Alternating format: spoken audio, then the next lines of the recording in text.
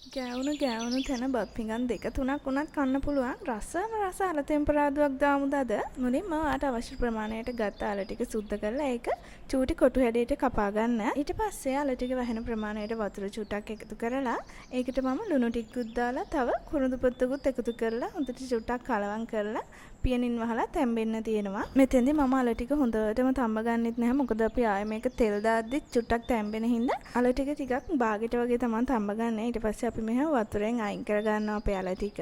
ඔන්න ඊට පස්සේ අල ටික චුට්ටක් නෙවෙන්න තියලා මම ඒකට කහ චුට්ටකුයි ලුණු කුඩු චුට්ටකුයි එකතු කරලා හොඳට කලවම් කරලා බැද ගන්න තමයි දැන් ලෑස්ති වෙන්නේ. තාච්චියක් ලිපේ තියලා තෙල් චුට්ටක් දාලා ඒක රත් වුණායින් පස්සේ අල එකෙන් ටික දාලා මම ඒක හොඳ බ්‍රවුන් කලර් එකක් වෙනකම් බැද ගන්නවා. මෙතෙන්දී ලිපේ ගින්දර චුට්ටක් අඩුවෙන් තියාගන්න. මේ විදිහට ඔයා තම්බගත්ත අල ටික ඔක්කොම ටික මේ විදිහට බැද ගන්න.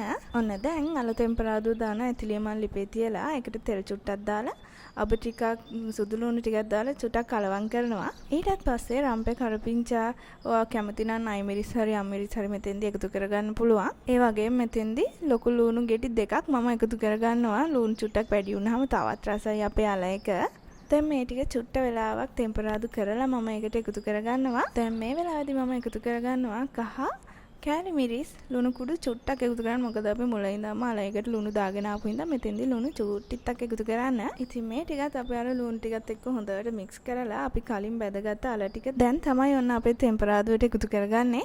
මේ විදිහට අල ටික හොඳට ලුණු ටිකත් එක්ක මික්ස් කරලා විනාඩියක් විතර අපි තායි ලිපේ තියාගන්නවා. මේ විදිහට ඔයාලා අල තෙල් දාලා බලන්නකෝ හරීම රසයි.